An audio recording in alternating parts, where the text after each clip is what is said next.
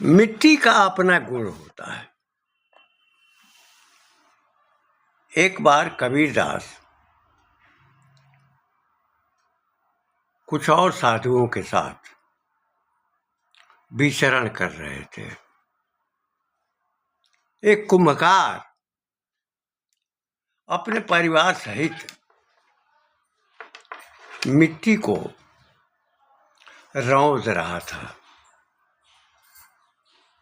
और उसको परिपक्व बनाने का प्रयास कर रहा था, यानी जितना उसमें लस पैदा हो जाए जिससे बर्तन का निर्माण हो सके।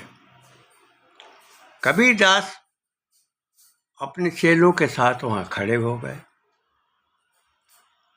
तो उन्होंने कहा, मिट्टी कहे कुम्हार से, तू क्या रूदो मोहि। मिट्टी कहे कुम्हार से, तू क्या रूदे मोहि। एक दिन ऐसा आएगा मैं रूदूंगी तोहि। मिट्टी को कुम्भकार बर्तन निर्माण के लिए चाक पर ले जाने के लिए वह श्रम करता है और खूब कुचलता है। कुचलन की स्थिति ऐसी होती है कि उसमें लसापन आ जाता है। समय का फेर होता है।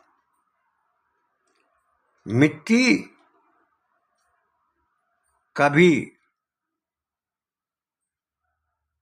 उसको हम भोगते हैं और कभी मिट्टी जो है हमको भोगती है। भोगा न भुगता वय में वो भुगता, कालो न जाता वय में वो जाता। जैसे कुम्भकार बर्तनों का निर्माण करता है, खिलौनों का निर्माण करता है, जो देवी की प्रतिमाएं हैं वह भी उसके निर्माण की धारा में होती है। मिट्टी जहां जैसी होती है उसी के अनुसार कुम्भकार काम करता है, और जहां जिस प्रकार की मिट्टी है उस समय विकसित हुए पौधे और फसलें उसी प्रकार का स्वभाव बनाती हैं। कुम्भकार तो इसको पहचानता है और जिनके पास क्षमता होती है वो पहचान लेते हैं।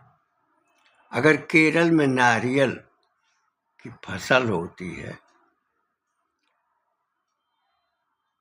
तो अपने यहाँ नारियल उस मात्रा में उत्पादित नहीं हो पाता।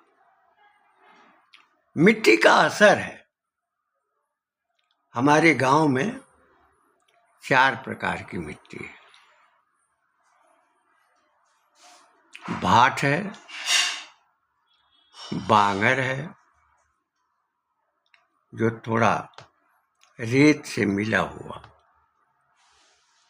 और काली मिट्टी है, करैली मिट्टी है। करैली जो चिपक जाती है तो जल्दी छोड़ती नहीं है। पाँव में हाथ में विशेष पानी की आवश्यकता होती है। उस समय उपजे हुए पौधों की प्रकृति में भी अंतर होता है। भाट की मिट्टी में नमी तो रहती है लेकिन उसके बाग और बगीचों के फल में भी परिवर्तन होता है। मड़ुआ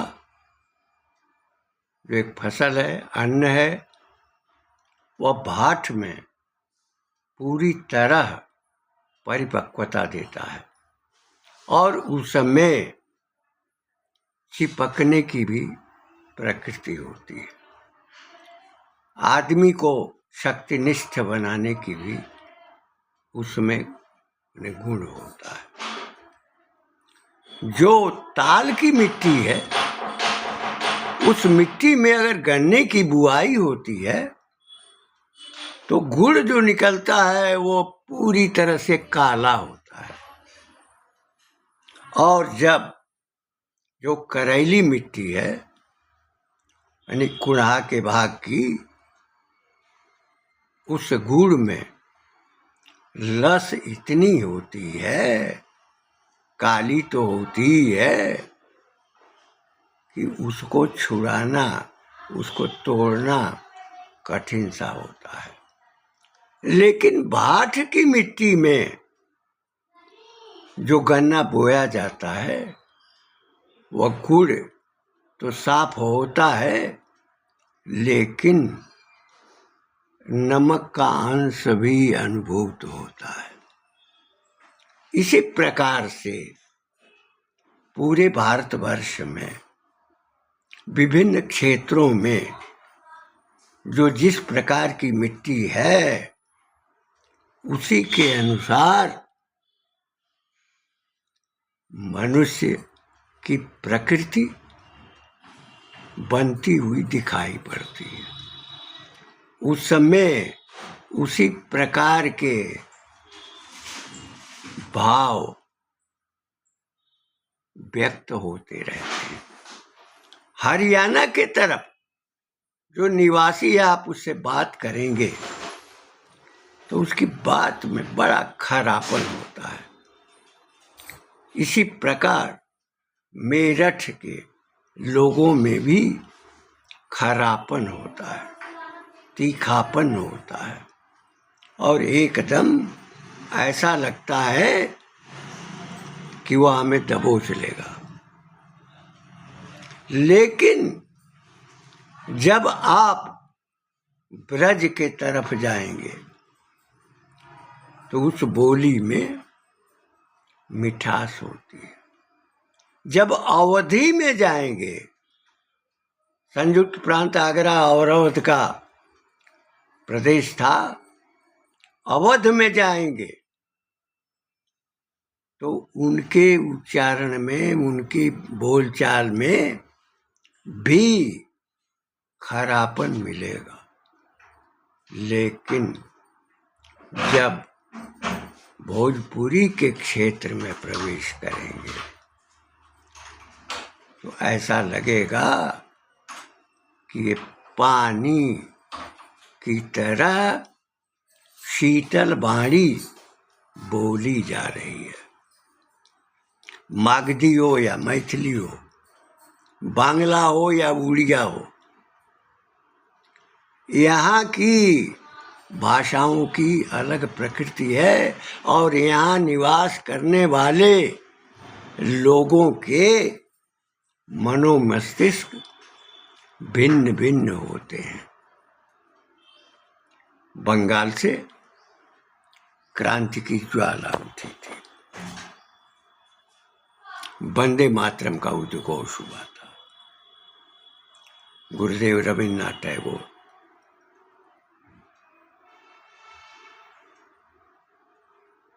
और अन्य जो साहित्यकार हैं, जो राजनीतिक चेतना के व्यक्ति रहे हैं, जिनके भीतर राष्ट्र को स्वतंत्र कराने की भावना रही है, उनके मनोभाव में चिंतन का प्रभाव, प्रवाह अधिक रहा है। और जिसके भीतर स्वार्थ और लाभ की कामना रही है, योगेंद्रनाथ मंडल की तरह, वह केवल पद के लोभी और लालची रहे हैं। ऐसे व्यक्तियों का भी विकास अतीत में देखा जा सकता है, जहां सन्यासी विद्रोह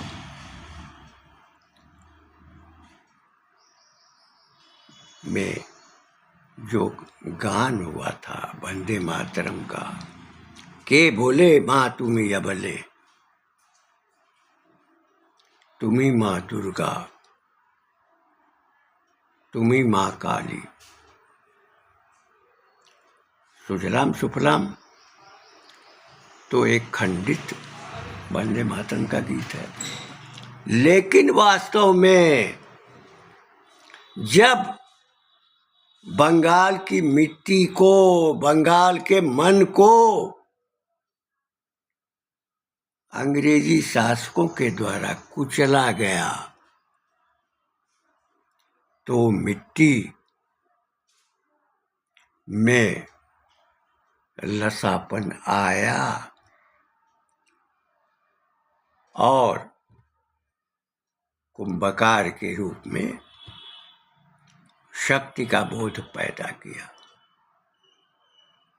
दिनकर जी की रचना है कि अवध से पूछो कि राम कहाँ है।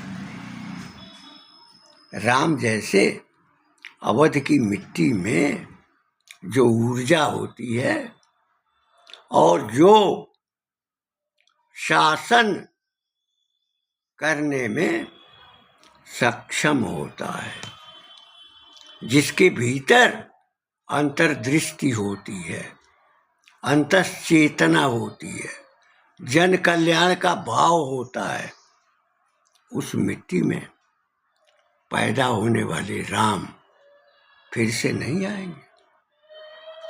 मथुरा का क्षेत्र भी प्रदेश के पश्चिमी भाग में, मथुरा की मिट्टी में भी कड़ापन है और उसी की प्रकृति के अनुसार उनमें जो मानव जीवन है उसका विकास। जब हम तराई के क्षेत्र में जाते हैं तो वहाँ की मिट्टी की समरसता कुछ और होती है।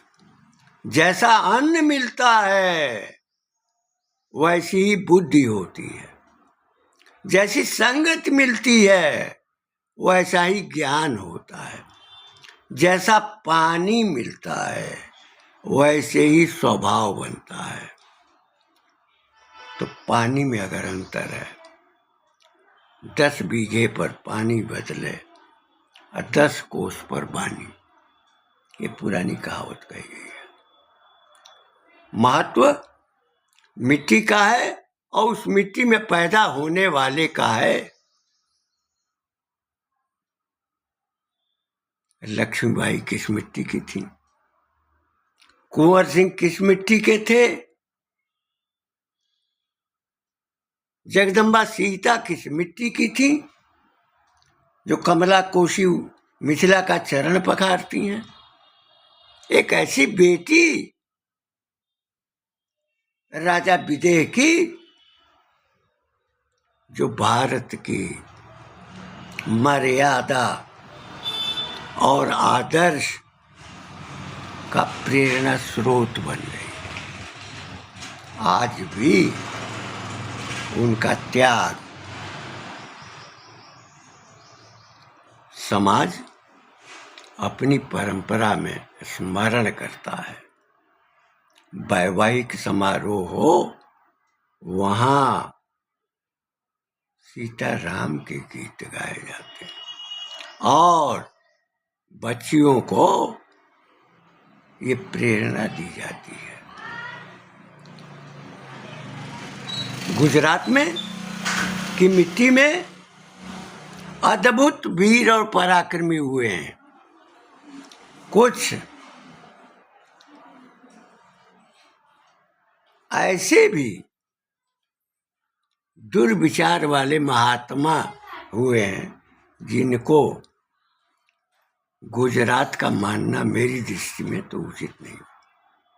लेकिन जिस मिट्टी से सरदार वल्लभ भाई पटेल निकले, जिस मिट्टी से आज वर्तमान शासन में जो गृह मंत्री है उसकी वीरता और ओज और दृढ़ता और प्राण त्याग करने की बात कहना ये गर्व का अनुभव कराता है। 370 के अनुच्छेद पर पीओके को हिस्सा मानते समय उन्होंने अपने उद्बोधन में यह कहा था कि हम प्राण गंवा देंगे। तो जो व्यक्ति प्राण गंवाने की सोच रखता है, निसंदेह गुजरात की मिट्टी में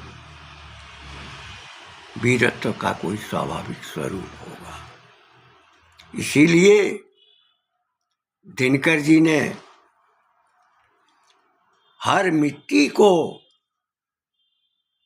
पुकारा कि उस मिट्टी में स्वाभिमानी और देश की स्वतंत्रता के लिए वीरों का निर्माण आवश्यक है।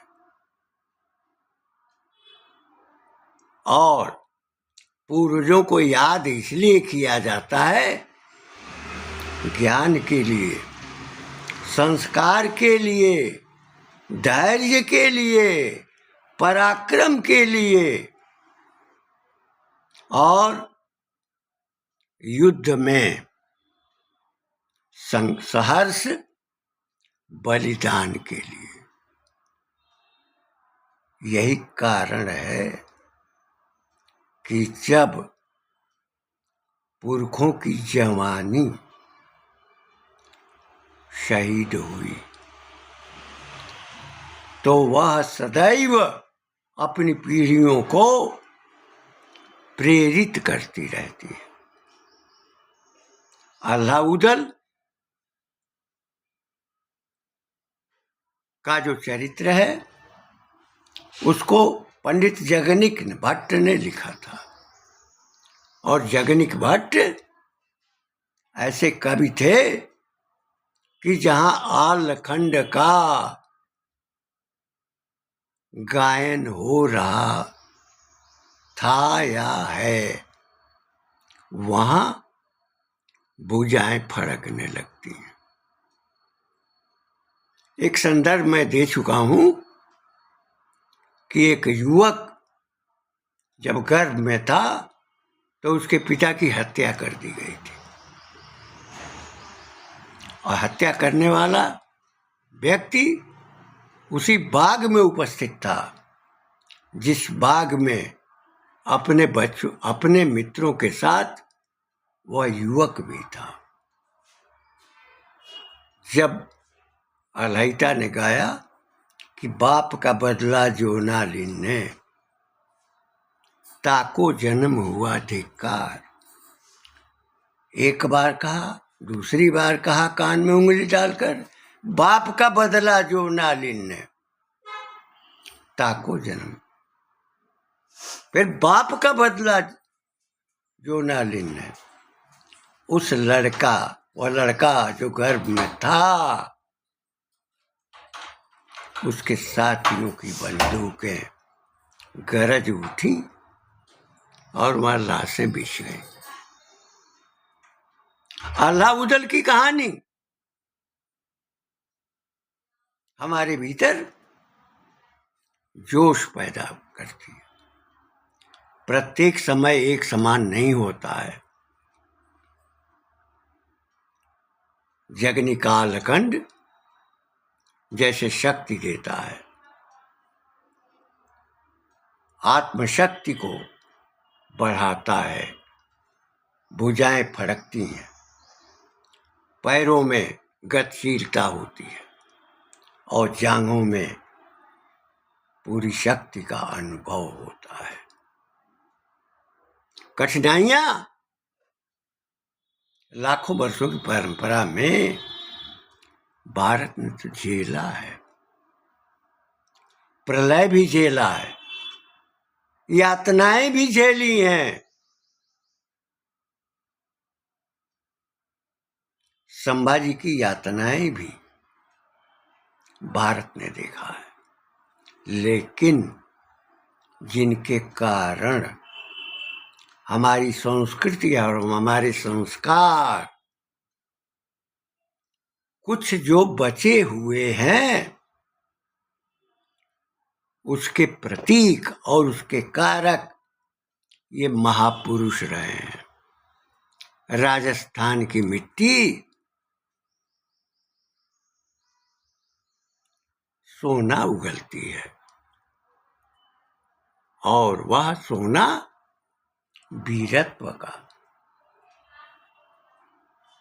पराक्रम का, स्वाधीनता का। लेकिन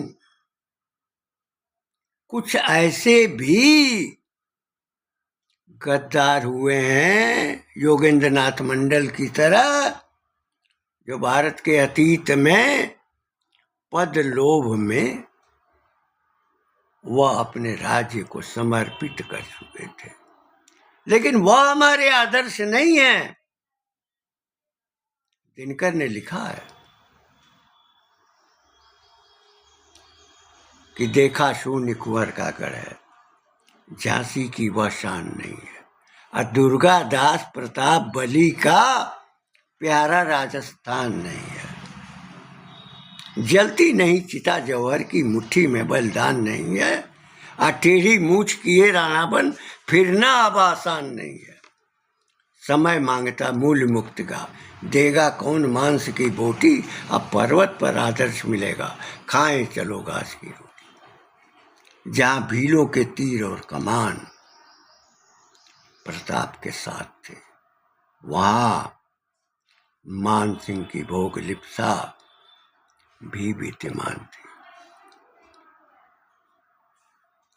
महाराष्ट्र की मिट्टी में ऊर्जा रही है, और महाराष्ट्र की मिट्टी से ही राष्ट्र के संस्कार को प्रसारित करने का, प्रसिद्ध करने का अखिल विश्व में आधार मिला है। महाराष्ट्र की धरती शिवाजी और संभाजी के तेज प्रताप की है, तात्या टोपे के बलिदान की है, नाना साहब पेशवा के योगदान की है। 1857 के बाद भी जो चाफेकर बंधु हैं, उनकी स्मृतियां हमारे भीतर जीवंतता प्रदान करती है। तो मिट्टी का अलग गुण होता है, और उस मिट्टी में जो पौधे होते हैं उनमें भी अलग गुण है। भाट में अगर आम का बाग है और बांगर में अगर आम का बाग है, तो दोनों आम में फर्क होता है। आजकल तो इलाहाबादी आम भी बिकते हैं। बाजारों में विभिन्न क्षेत्रों के नाम पर ही आम की फसलें हैं, बागों की। आजकल हमारे पुत्र ने दिखाया, एक बिस्कुट लाया, वो सतंजा का, सतंजा यानी 7 अन्न, सामा, साई, कोदो, टांगुन, गेहूं, जौ, अभी पूरे जो अन्न है उनको मिला करके जो रोटी पकाई जाती है, या सत्तू बनाया जाता है, या जो पकवान बनाई जाती है, तो सतंजा में बड़ी ताकत होती है। एक घटना को मैं स्मरण करना चाहूँगा कि दिलीप नगर स्टेट के राजा शैल्य कुमार सिंह बहुत भीड़ भाड़ पसंद वाले व्यक्ति नहीं थे। कुलकुला देवी स्थान से लौटते समय जो स्वर्णावती नदी है, उसके बगल में बाग में कुछ बच्चे खेल रहे थे, गुल्ली डंडा या कबड्डी। उनमें आपस में झगड़ा हो गया। एक राजपूत समाज का लड़का और एक रविदास समाज का लड़का, रहसू समाज का लड़का, दोनों में विवाद हो गया। तो राजपूत समाज के लड़के ने उसको पटक दिया और कहा कि ये गेहूं का बल है। जो रैदास समाज का, रहसू समाज का लड़का था, उसने किसी तरह निकलकर और उसको पटक कर उसकी छाती पर बैठ गया, यह कहते हुए कि यह मड़ुआ और सतंजा की रोटी का फल है। राजा शैल कुमार सिंह अपने कर्मचारियों के साथ इस दृश्य को देखते रहे और उन्होंने इसकी चर्चा भी मुझसे की थी। तो ये कहा भी गया है कि जैसा अन्न होता है वैसी ही बुद्धि होती है। इसीलिए ब्राह्मण लोग जो हैं तामसी भोजन से विरत रहते हैं। जो तामसी भोजन करने वाले, तामसी जो अन्न है उसका निषेध वो करते हैं। सुदामा जी की, नरोत्तम दास जी की रचना भी आपने सुनी होगी। अपनी पत्नी, उनकी पत्नी बार बार वो कहती हैं कि कृष्ण के पास जाइए, कृष्ण के पास जाइए। वो कहते हैं कि तुम बार बार कृष्ण के पास भेजना चाहती हो, वहाँ न कोई बात सुनेगा और न उनसे मिलने देगा, क्योंकि द्वारपाल होंगे। और फिर विचार करके देखो कि साईं को दो जुर तो भरी पेट, तो काहे को चाहत दूध मठौती। खुद ही विचार करके देखो कि उनसे मिलने के लिए घर में दो दाने चावल नहीं है। और उन्होंने यह भी पत्नी से कहा कि औरन को धन चाहिए बावरी, बाभन को धन केवल भिक्षा। ब्राह्मण ब्रह्मांड का अध्येता रहा है, ज्ञान का भंडार रहा है, राजाओं को दिशा दी है, सैनिकों में शक्ति पैदा किया है, पराक्रम पैदा किया है। अपनी कविता से, अपने ओजपूर्ण वक्तृत्व से, अपनी ओजपूर्ण वाणी से उसने वीर जवानों में उत्साह पैदा किया है। हाथों में तलवारें भी ली हैं, लेकिन सैनिकों का मनोवर्धन किया है और उनके पुरखों के गीत सुनाकर बलिदान होने की भावना को भी दिया है। जो ब्रह्म का, ब्रह्मांड के स्वरूप के आलोक का आधार रहा है, वो ब्राह्मण भटक चुका है। और भटका यहाँ तक है कि वह खुद ही अपनी परंपरा, अपनी मर्यादा और अपनी निष्ठा को समाप्त कर रहा है। जो देश के दुश्मन है, जिसके कारण आज भी लोग ब्राह्मण जानकर एक छोटे से बच्चे के सामने अपना मस्तक नवा देते हैं, किसी साधु को देखकर उसको समर्पित हो जाते हैं। यह कहाँ मिलेगा? जब सम्मान चाहिए या योगेंद्र नाथ मंडल का लाभ चाहिए, मंत्री पद चाहिए, या एमपी बनने का ख्वाब चाहिए, महल खड़ा करने की कामना चाहिए, भौगोलिकता में बराबर बने रहने का भाव चाहिए, बिकोगे। अरे एक दबे 4 सोने के सिक्के पर गजनवी के द्वारा दिए जाने पर उसने सोमनाथ मंदिर का ध्वंस करा दिया था, जबकि भीमदेव बानावली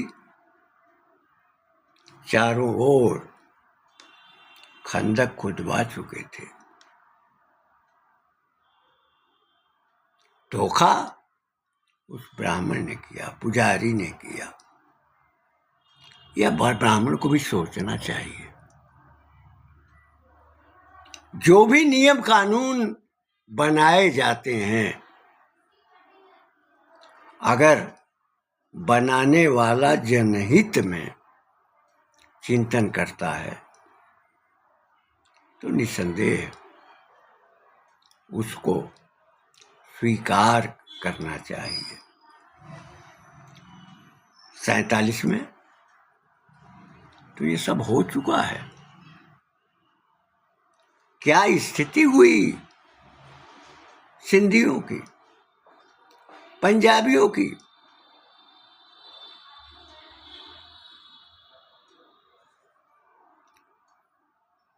जब लाल सिंह, तेज सिंह, गुलाब सिंह, जो रानी झिंदन थी, राणा रणजीत सिंह की पत्नी, उनके साथ लाल सिंह, तेज सिंह, गुलाब सिंह ने देशद्रोह किया था, और उसके बदले में गुलाब सिंह को कश्मीर, जम्मू कश्मीर का विस्तृत भूभाग मिला। उन्हीं की वंश परंपरा में स्वतंत्र रहने का भावबोध पैदा हो गया, और कश्मीर जला। उसका निवारण करते हुए गृह मंत्री का संबोधन प्राण त्याग करने का वक्तव्य, ये गर्व का अनुभव कराता है। भारत को अगर बचाना है, भारत की संस्कृति और उसकी परंपरा, उसके संस्कार को बनाए रखना है, तो योगेंद्र नाथ मंडल और मान सिंह की प्रकृति वाले लोगों से किनारा करना पड़ेगा। और जो मतदाता हैं, जो भारत के निवासी हैं, जो कुंभ में करोड़ों की तादाद में उपस्थिति हर 12 वर्ष और 6 वर्ष पर जो होती रहती है, नदियों के तट पर, गंगा जमुना के किनारे,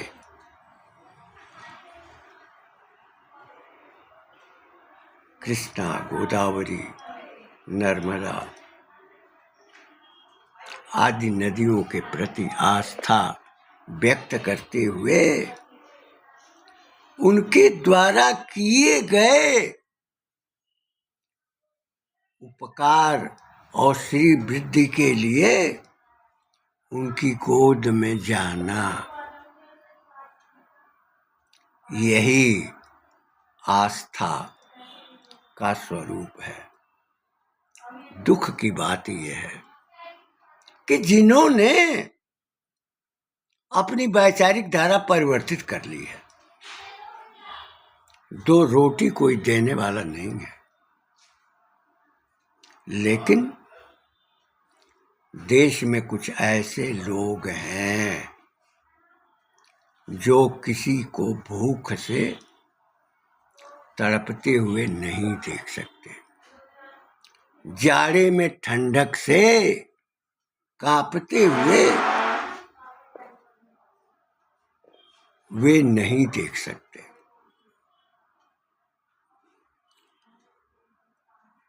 तो ऐसे दानवीरों की, ऐसे पराक्रमियों की, ऐसे ही जो समाज की सेवा का व्रत लिए हुए जो व्यक्ति हैं, वो भारत में सदैव पैदा होते रहे हैं।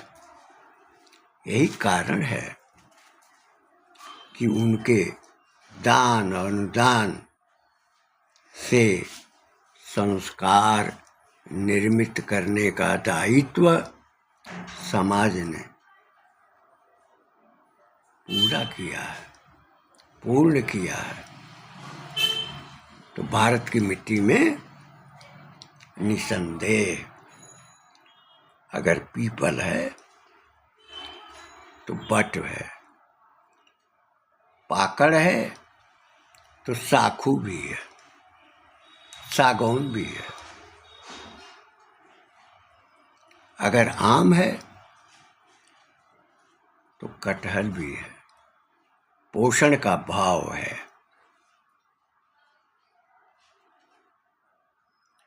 वीरता, पराक्रम और निष्ठा अब भी विद्यमान है, लेकिन उनकी उपेक्षा हो रही है। एक मत के लिए जो देश को बेचना चाहते हैं, देश को पुनः खंडित करना चाहते हैं, ऐसे लोगों का समूह विद्यमान है।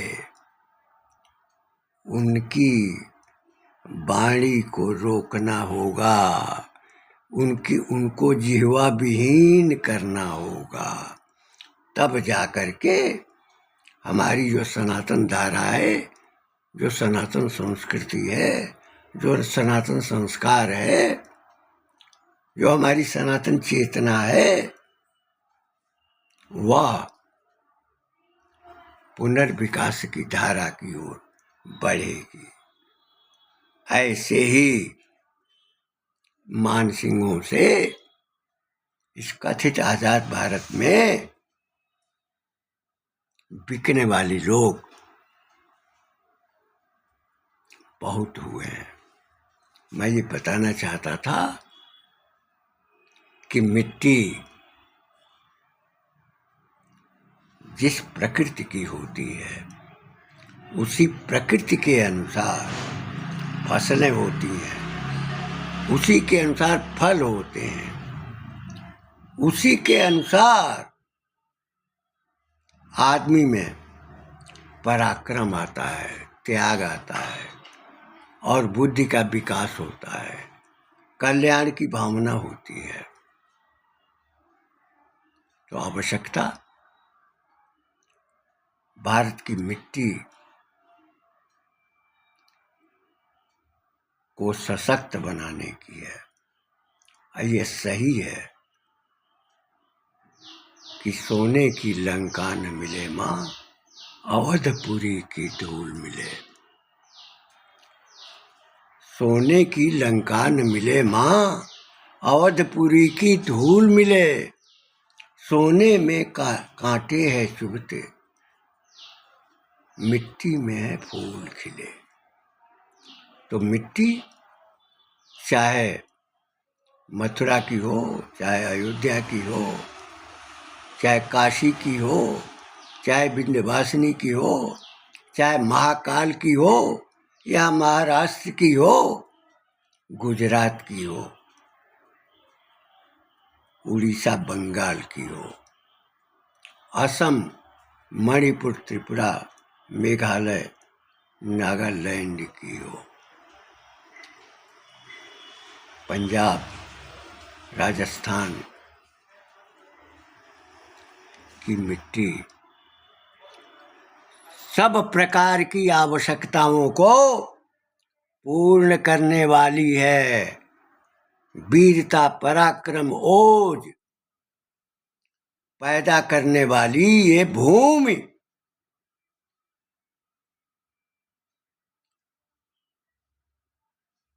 संचालक भी पैदा करेगी,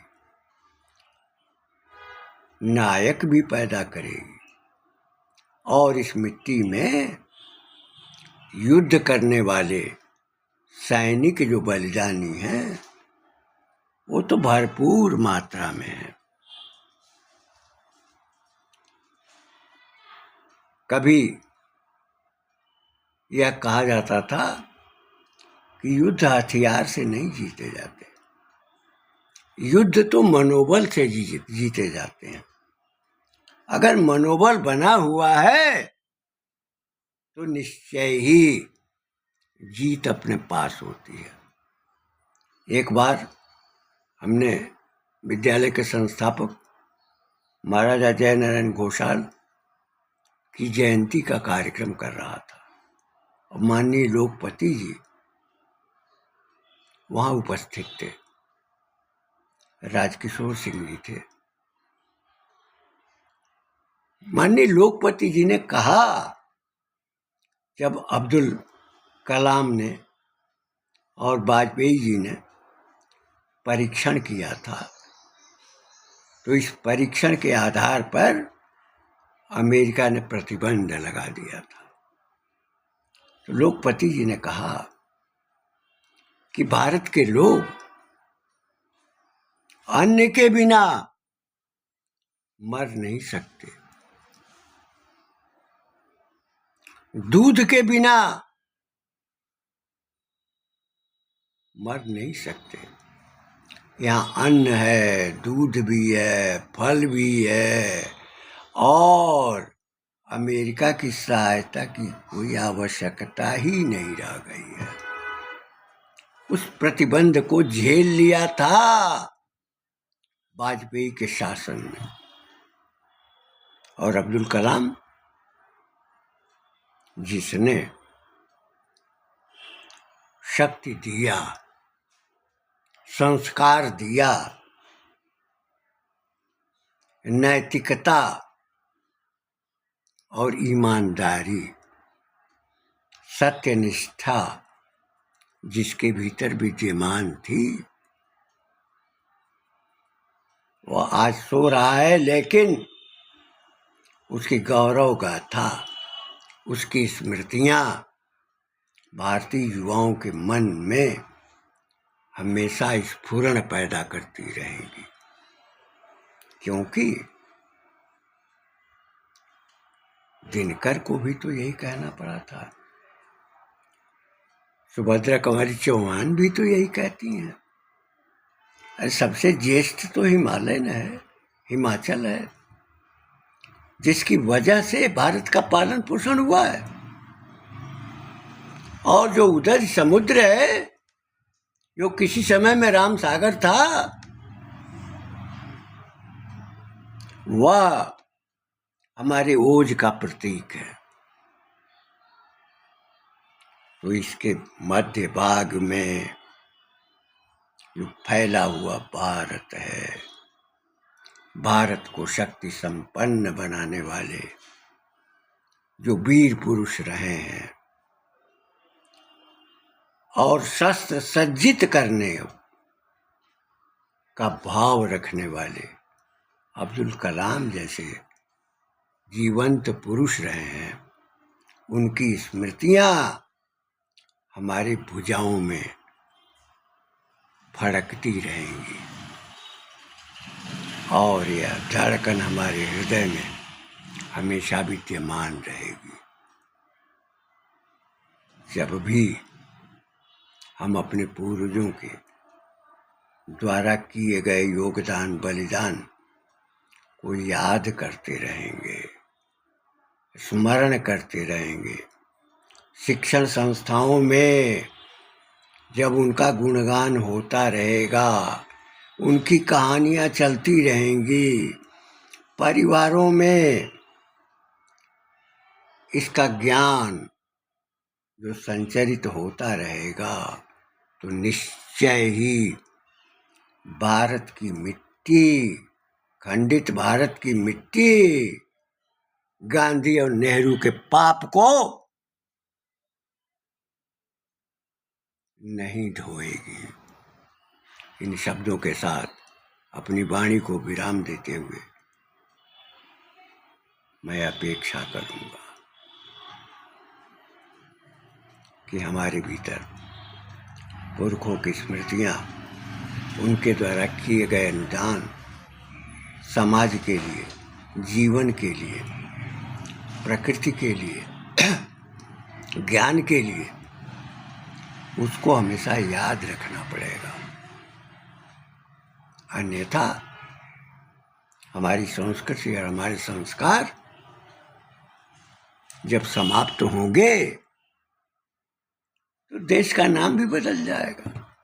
अरे राष्ट्र जब तक जिंदा है, राष्ट्र भाव, जब तक संस्कृति जिंदा है, जब तक साहित्य की धारा जो है निरंतर प्रवाहमान है, वही राष्ट्र है। देश तभी बचेगा जब हमारे भीतर राष्ट्रीयता की भावना होगी। महारानी पद्मिनी ने कहा था, राणा रतन सेन जब अलाउद्दीन खिलजी के यहाँ कारागार में थे, तो युवकों को, जवानों को, जिसमें भील भी थे, झाला भी थे,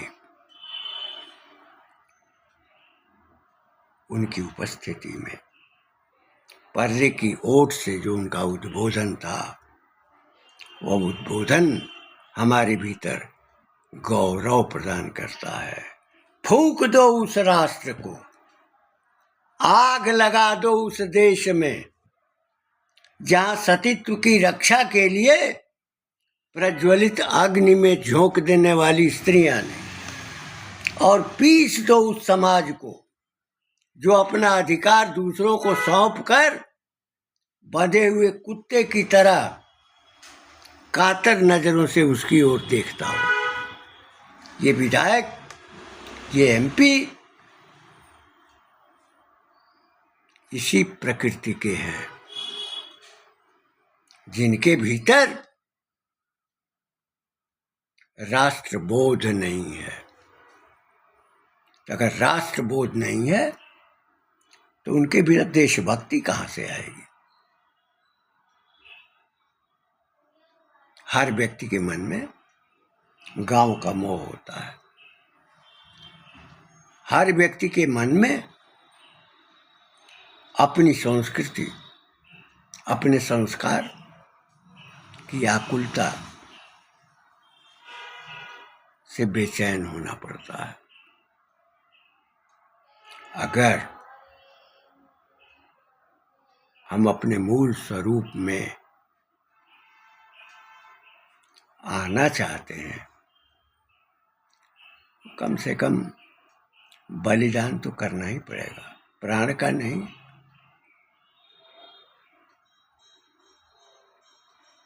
सत्ता के सहयोग का, शासन की प्रकृति का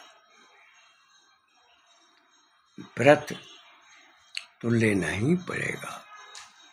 नहीं तो वही स्थिति होगी जैसे पंजाबी और सिंधी दिल्ली की सड़कों पर घूमा करते थे, काशी में, महाराष्ट्र में, बंबई में, गुजरात में, विभिन्न क्षेत्रों में वो वहां गए जहां उनके स्वधर्मी थे, आश्रय वहीं मिला। इतना जरूर सोचिएगा कि जो सनातन समाज है उसके लिए कहीं और ठौर नहीं मिलेगी।